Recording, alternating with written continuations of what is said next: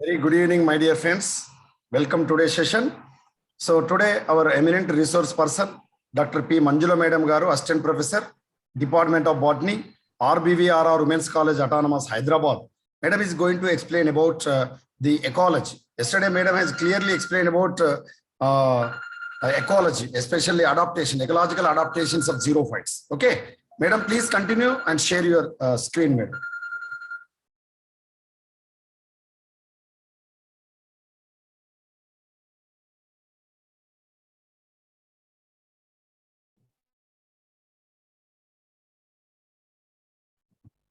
Okay, thank you, sir.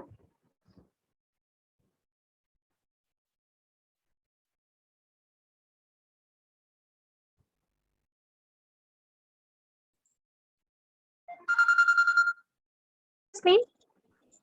Yes, yes, Madam. It is visible. So, okay, good evening, dear students. So today's Madam, if topic possible, is, please enlarge. If possible, enlarge. Otherwise, please proceed. Okay. Is it okay, sir? Little bit. Unko koddiga. Okay. Okay, sir. So today's topic is ecological adaptations, comparative study of ecological adaptations of hydrophytes, xerophytes, and halophytes. So halophytes means the plants which growing in the saline conditions. So comparatively, we will study today. So first one is the this one is so morphological adaptation. So generally already we studied about this hydrophytes. So hydrophytes means the plants which growing in water or near the water body, so they are called as the hydrophytes. Xerophytes means the plants which growing in dry habitats, so they are called as the xerophytes. And halophytes means the plants which grow in saline conditions, in the salty water, so they are called as the halophytes. So here in hydrophytes, that is root. First one is the morphological adaptations of hydrophytes, xerophytes, and halophytes. So generally in hydrophytes, the root system is poorly developed. Poorly developed root system is seen in hydrophytes, and here the root system may be poorly developed, or it may be reduced, or it may be absent in hydrophytes. So because now there is a no, so generally the mainly the roots helps in the absorption of water. Here the total whole plant surface, that is surface of the cell, helps in the absorption of water and nutrients, so there is a no need here. So that's why here the in hydrophytes the root system is poorly developed, and the entire plant surface can absorb water and minerals, and root caps are absent in hydrophytes, and root pockets or root sheath are present, and floating roots are natively geotrophic, and they are spongy in nature. So here the two types of roots are seen, that is normal roots and floating roots. Normal roots helps in the attachment, whereas the floating roots helps in buoyancy, to give the support, and spongy roots helps in the plant to float in the water. So whereas in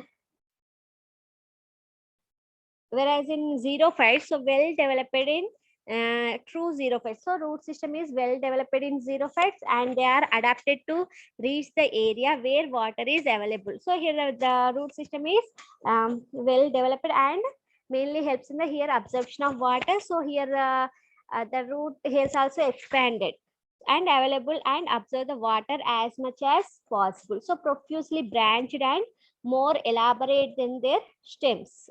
So most of the roots in the xerophytes are perennial, and they survive for many years.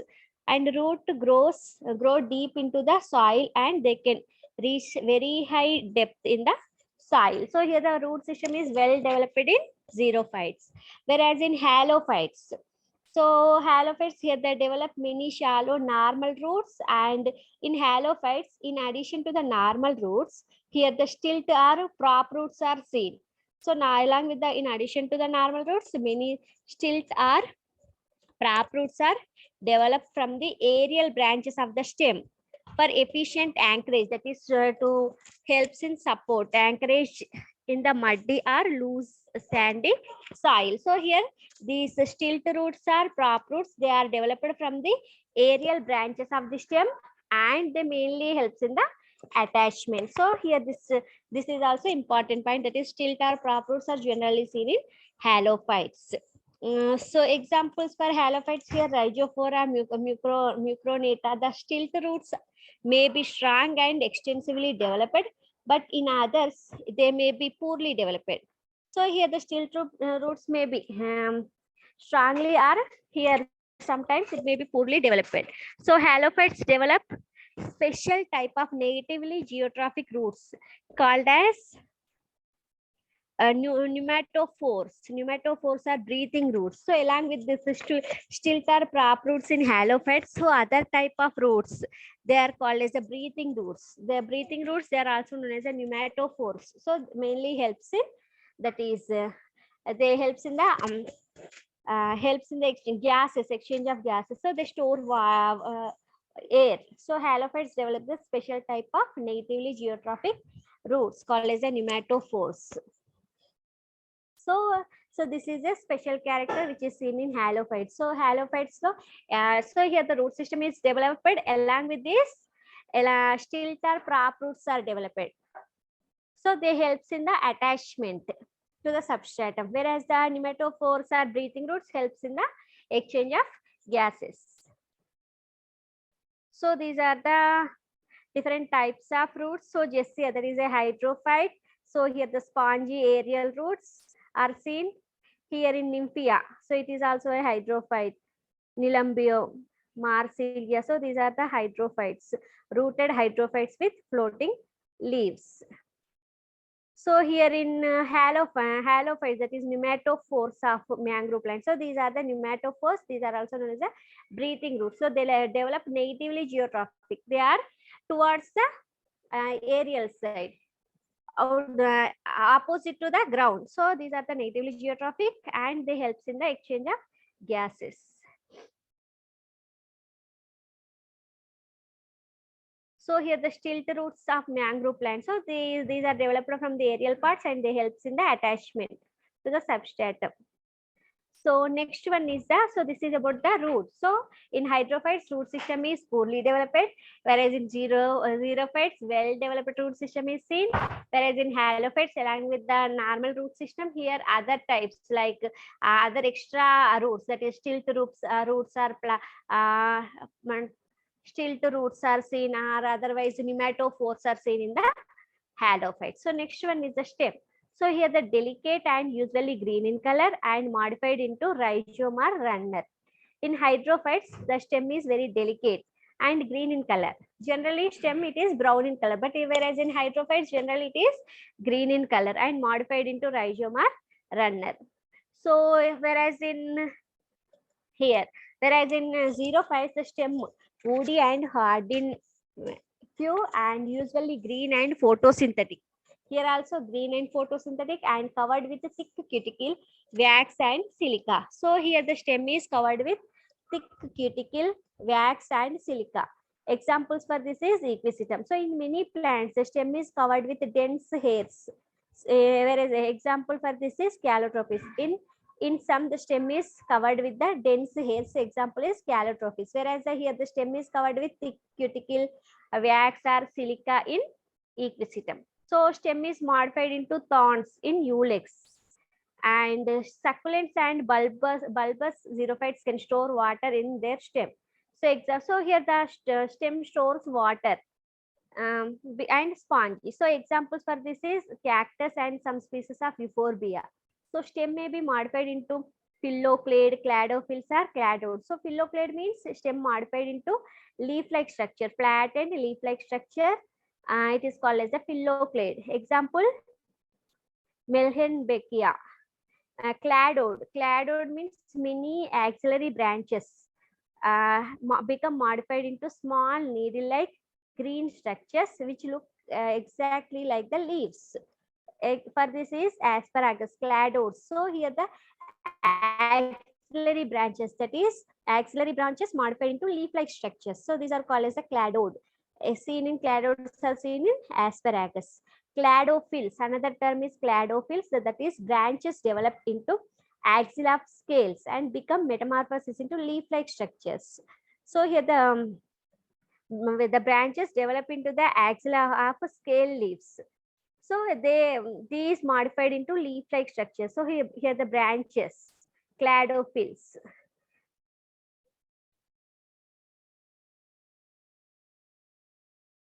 Example is Ruscus.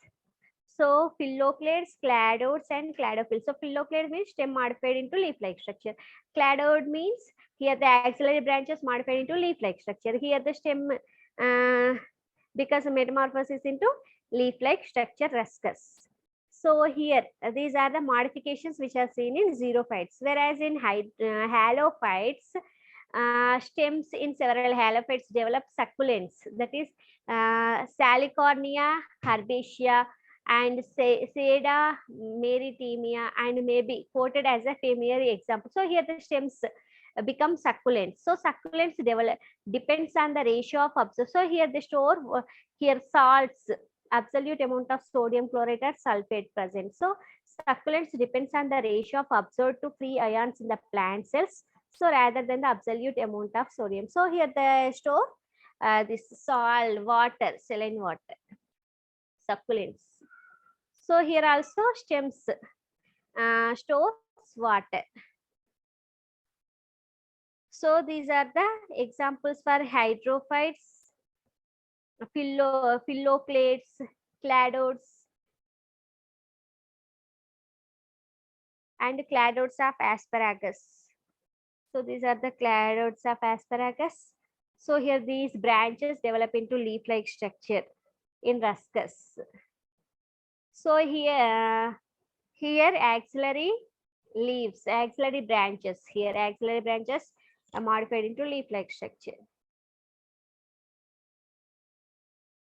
So next one is the leaf. So here in stem, so main important points in stem is here in hydrophytes are delicate. The stem is delicate and usually green in color, and stem may be in xerophytes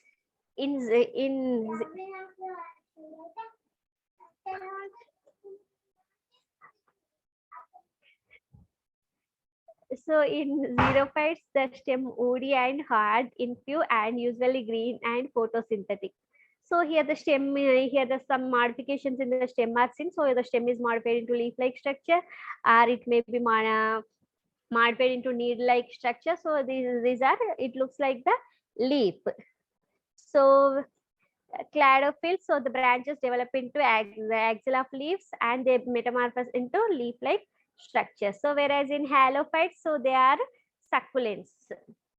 So when the saline conditions are high, so during that time, so they store water in the stem. So next one is leaf. So in floating hydrophytes, the leaves are long, circular, green, thin and smooth. So in these plants, the upper surface of the leaf is exposed to air, whereas the lower surface touches the water. So in lotus, the petiole shows indefinite growth and thus always keeps the leaves floating in the water here. So heterophily. So heterophily is also common in the hydrophytes, that is morphologically different types in single plant, that is presence of two types of leaves in the same plant. So it is called as a heterophily. So based on the morphologically different and also functionally also. So heterophily is seen in hydrophytes. So here the leaves are usually absent in xerophytes, and if leaves are present, usually they are caducous, that is fall off easily. So they fall down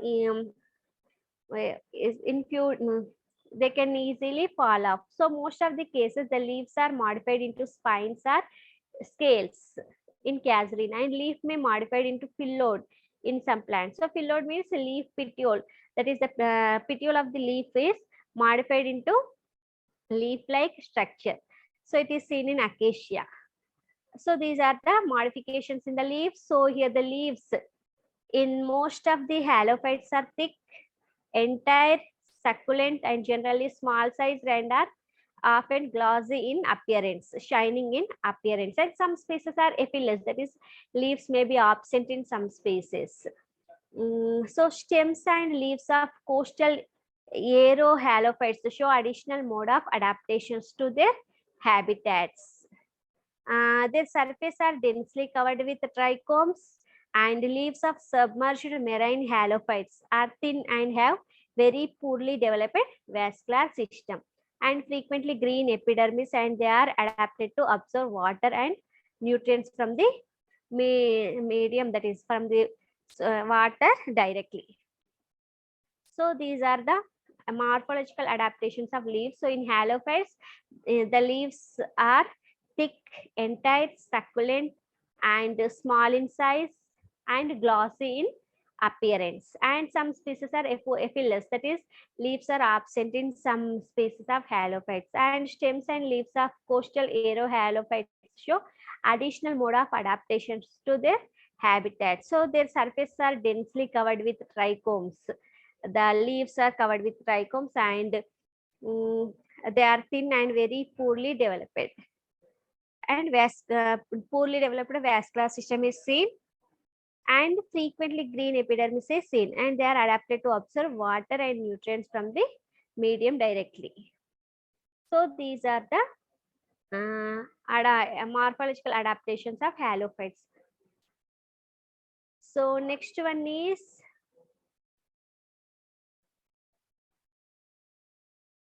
so these are the examples of hydrophytes. So here the heterophily presence of two types of leaves. So submerged leaves, so and aerial leaves.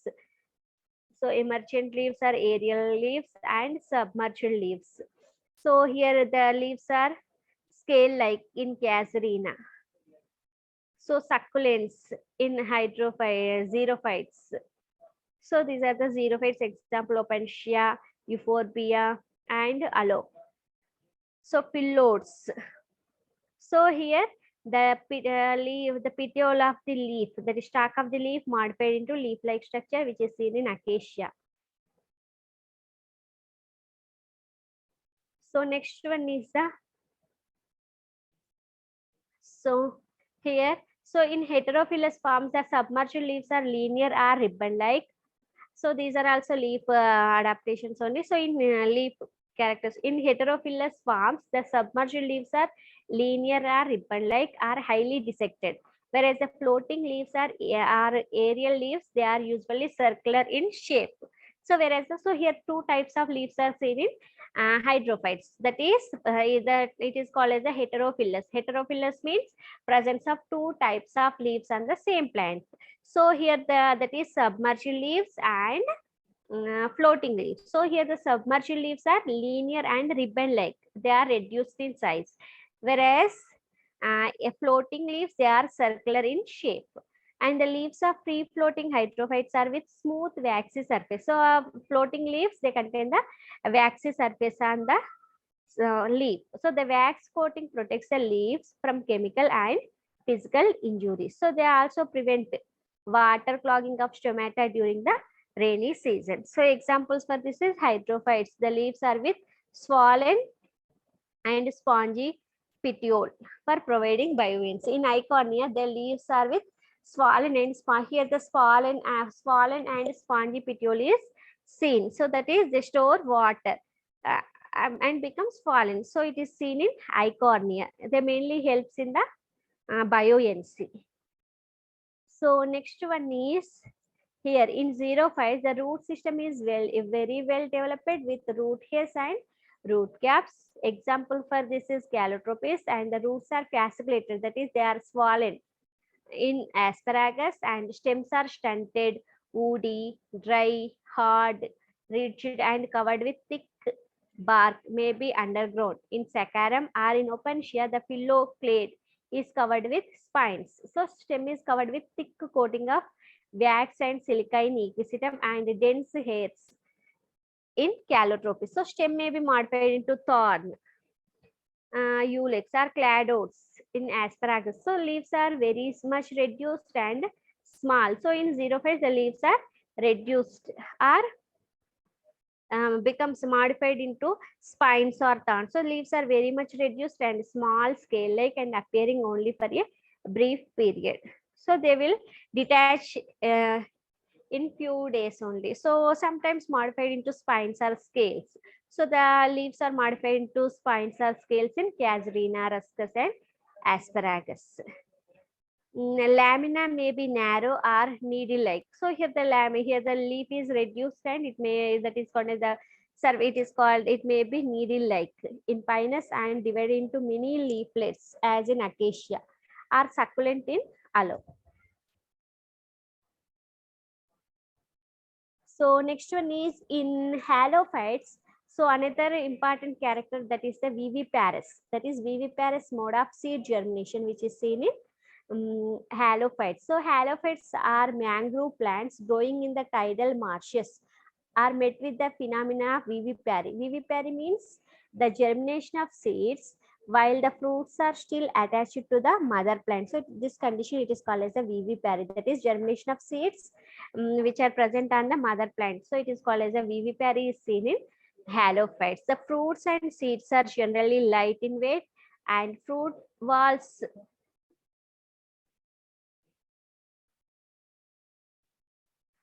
fruit walls have a number of air chambers, and the fruits and seeds and seedlings which can float on the water surface for a long time for dispersed to distant places by water currents. So they are the fruits and seeds are light in weight. So here this is also important. Viviparous is seen in hydrophytes, xerophytes, and halophytes. So answer is halophytes. So here this one also. Spongy leaves are seen in spongy petiole is seen in Icornia. So these examples are important for competitive exam. So here Salicornia herbaceae, it is a succulent halophyte. So they store water. So these are the mangrove forests. So vivipary, that is germination of seed while attached to the mother plant. So inflorescence, Spinifex sparrosus. So next one is anatomical adaptations of anatomical adaptation. So first one is the hydrophytes. So we discussed about this hydrophytes, that is reduction in the protecting structure. So the cuticle is totally absent in submerged parts of the hydrophytes, and in aerial parts the cuticle may be present as a very thin layer. So the epidermis is not the protecting layer, and epidermal cells contain the chloroplast, and epidermal cells can absorb water and nutrients. So hypodermis is poorly developed and cells are thin wall. So here the mechanical tissue, that is protecting tissues, are poorly developed in hydrophytes. Second one is here.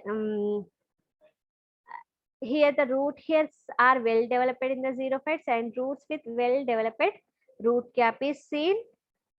And in asparagus, the roots become fleshy and store plenty of water. In calotropis, so here well developed mechanical protecting tissues are seen in xerophytes. So next one is here. In halophytes, the anatomy of halophytes reveals the number of xerophytic features in them. So these are, the stilt roots of mangrove plants show normal features with periderm on the surface and erenchymatous cortex and containing the sclerites and normal endodermis, secretory pericycle, radially arranged xylem and phloem, and extensively developed pith. So pneumatophores develop a number of lenticels on their surface. So here in xerophytes and halophytes, the protecting structures are well developed in xerophytes and hydrophytes. So next one is the increasing aeration. So increase in the aeration. So generally in hydrophytes, that is air chambers and presence of aerenchyma and the air chambers are observed in hydrophytes. That is stomata is completely absent in submerged parts of the hydrophytes, and exchange of gases in hydrophytes takes place through the cell wall. And in floating plants, the stomata confined only to the upper epidermis of the leaf. So the aerenchyma is well developed in the submerged plants. So air chambers in the aerenchyma are filled with respiratory gases and moisture. So here the increase in the aeration. So here the presence of air chambers and aerenchyma is seen in hydrophytes. Whereas here, presence of mechanical tissues.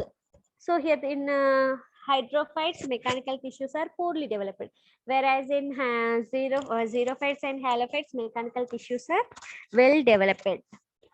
Here epidermis is well developed and with thick walled compactly packed cells, and cuticle is very thick and well developed over the epidermis. Hypodermis is several layered and hypodermis is sclerenchymatous, and stomata are present on the stem for gases exchange and transpiration. So here also in halophytes also presence of thick cuticle on the aerial part of the plant body, and epidermis of xero succulents, and coastal halophytes is characterized by the cover of waxy layer. So here in this presence of waxy layer in addition to the thick cuticle is observed in halophytes. So whereas in xerophytes, cuticle is cuticle is seen in xerophytes. So whereas here cuticle, that is protecting layers or mechanical protective layer, is absent in hydrophytes. So this is the TS of hydrilla stem. So it is a thin walled epidermis followed by the erenchyma and endodermis, phloem, and poorly developed xylem and phloem. So this is a hydrophyte, and here amphibious leaf, that is nerium. So it contains both upper and lower epidermis is seen. Here also air spaces and sclerenchyma. So mechanical tissues are seen here, and stomatal. So sunken stomata is seen in xerophytes. So here vallis area. So here hydrophytes are seen. Even so here the air chambers and erenchyma is seen in hydrophytes. So this one is the TS of nerium. So here the presence of asterosclerites are seen. So well developed. So this is example for xerophytes. So this is example for hydrophyte. So this is also an example for xerophyte. So air chambers are seen in xerophytes, hydrophytes, whereas the here thick mechanical tissue, that is the sclerenchyma, presence of sclerenchyma is seen in xerophytes. So reduction in supporting our mechanical tissues. So next one is the, so generally in hydrophytes, mechanical tissues are reduced. That is general mechanical tissue. It is made up of sclerenchyma. So here they are. So here the mechanical tissues are absent. So mechanical tissues are absent or poorly developed in hydrophytes, and thick-walled sclerenchymatous cells totally absent in hydrophytes. And in nymphaea, special type of star-shaped lignified cells, asterosclerites, are present, so which will provide mechanical support. So main function of the roots is to anchor in the soil, not the absorption of nutrients and water. Whereas here stomata are present on the stem for gases exchange and transpiration. Stomata sunken type are seen here, and vascular tissues are well developed with prominent xylem and phloem. So here vascular tissues also reduction in the vascular tissues, and in most of the xerophytes the bark will be well developed and thick. So many oil and resin canals are also present in the bark, and most of the cases the stem will be photosynthetic and contains chlorenchymatous cells in outer cortex. So in the stem of Casuarina, the chlorenchymatous cells are radially elongated and palisade-like tissues in appearance. So here in halophyte, stem in the succulent plants possess thin-walled water-storing parenchymatous cells in them. So mucilage cells may be found in abundance, and epidermal cells of various mangrove species contain large quantities of tannins and oil droplets, and cortex is fleshy and several cells thick, and in older stems it may become lacunar air spaces, and salinity causes extensive lignification of steel. So here in halophytes, stem, that is the stems in the succulents possess thin-walled water-storing parenchyma. So here the parenchyma which stores water. So it may be found in abundance, and this epidermal cells of various mangrove species contains they store tannins and oil droplets, and here the cortex is fleshy and it is several cells thick. It is made up of several cells, several layers, and here it may becomes lacunar. So after some time, so deterioration of these cells takes place, degeneration. So here the air chambers will be formed, lacunar cavities will be formed. So salinity causes extensive lignification of steel. So here the lignified steels are seen in halophytes. So next one is where in hydrophytes, that is reduction in the vascular tissues, and vascular elements are poorly developed in hydrophytes, and absorption of water and minerals takes place through the cell surface. So very little importance is given to here the vascular tissues. So xylem is highly reduced in the vascular bundles of hydrophytes. So whereas in xerophytes, epidermis of the leaf is thick and maybe multi-layered, and thick cuticle is present over the outer tangential walls of the epidermal cells. So in some plants, the epidermal cells can store water, and here the leaves may be dorsiventral or isobilateral. So dorsiventral means we can easily observe the dorsal and ventral surface of the leaf, whereas sometimes it may be isobilateral. We cannot identify the dorsal and ventral surface. So they develop protected stomata which are not deeply sunken.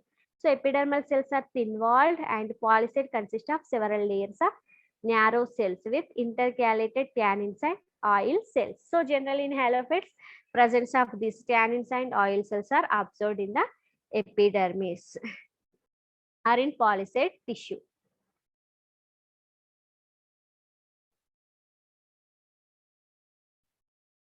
So here in Marsilia, so Marsilia which comes under hydrophyte. So here inner cortex, outer. So here arenchyma, that is air chambers are seen in hydrophytes. So this is also a hydrophyte only. Rhizophora. So this is the example for halophyte, Rhizophora mupronata.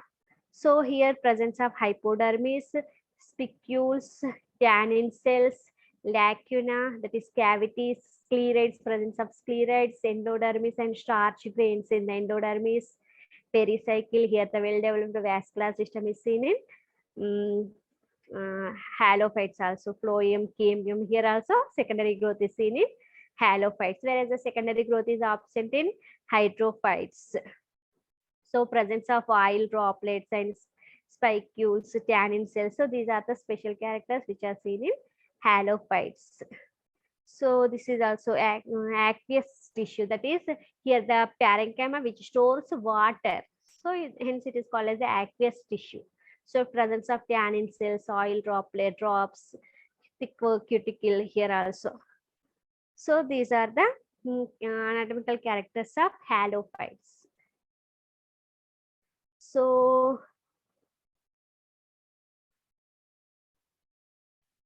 next one is the reduction in the vascular tissues in hydrophytes. Usually xylem is represented by few trachytes only, and sometimes the xylem not at all developed, and phloem is ill developed or sometimes well developed, and vascular bundles are arranged towards the center of the organs, and secondary growth is absent in hydrophytes. So in hydrophytes, poorly developed vascular system and secondary growth is absent. Whereas in xerophytes, these cells so generally in xerophytes, bulliform cells are seen. So they are mainly helps in the folding of the leaves. So bulliform cells are motor cells are present, and they resist in leaf rolling to reduce transpiration. So hypodermis usually present, and in pinus, hypodermis is sclerenchymatous. So here the well developed mechanical tissue, and mesophyll is well developed in xerophytic leaves, and many layered polysaccharide tissue is present, and spongy tissue is less developed in xerophytes, so with less intercellular spaces. Leaves of aloe have water storing region in the mesophyll, and stomata are reduced in number and are situated only on the lower side. So where here hydrophytes and xerophytes, the stomata is not well developed and reduced. So Stomata are sunken type and usually situated in pits with hairs. The vascular tissue is well developed with plenty of xylem elements, and mechanical tissue well developed in the leaves of xerophytes. And transfusion tissue, if present, will be well developed for the later conduction. Whereas in halophytes, the leaves and stems of coastal halophytes are abundantly covered with various types of simple, and here the presence of trichomes are seen in halophytes. So the trichomes may exert the protective function in the plants by affecting the water economy or affecting the temperature of the leaves and preventing seawater droplets from reaching the live tissues of the leaf. So leaves of many species of mangroves are dotted with local cork formation, that is cork warts. So leaves of the Soneraceae and Aegicera and Nitraria, the desert stuff. So here the well developed aqueous tissue, that is the parenchyma cells which store water, and salt secreting glands are also seen in halophytes. So these are the some of the differences between hydrophytes,